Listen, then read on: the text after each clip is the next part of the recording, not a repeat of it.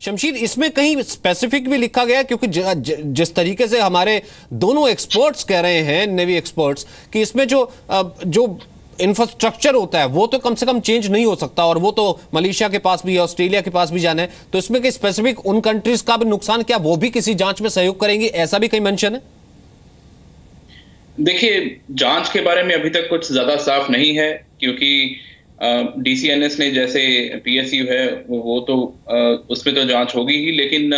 दूसरे देश के किस तरह से प्रभावित होंगे वो साफ नहीं है, क्योंकि ये डेटा जो है ये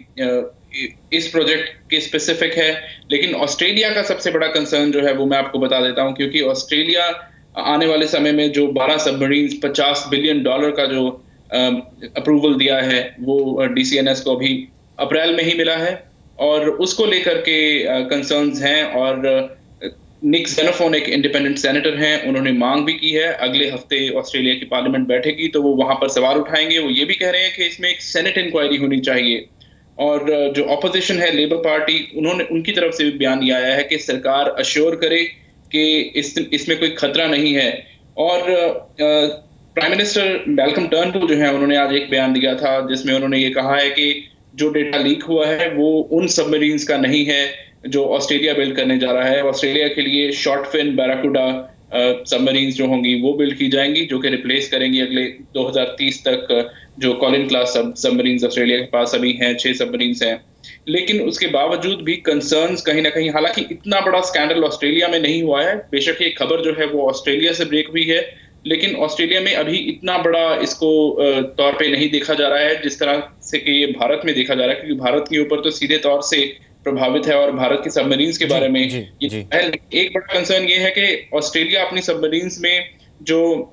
कॉम्बैट सिस्टम जो लगाना चाहता है वो अमेरिकन कॉम्बैट सिस्टम है। तो अगर कहीं जो डीसीएनएस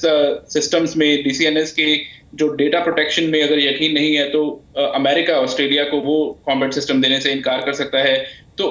इस तरह के कंसर्न्स यहाँ पर जाहिर तौर पर हैं, जिसको लेकर के सवाल जरूर उठाए जा रहे हैं। अगले हफ्ते जब ऑस्ट्रेलिया की पार्लियामेंट बैठेगी तो देखने को मिलेगा कि कितना बड़ा पॉलिटिकल रोल, कितना बड़ा पॉलिटिकल रंग ये मुद्दा यहाँ पर अख्तियार करता है।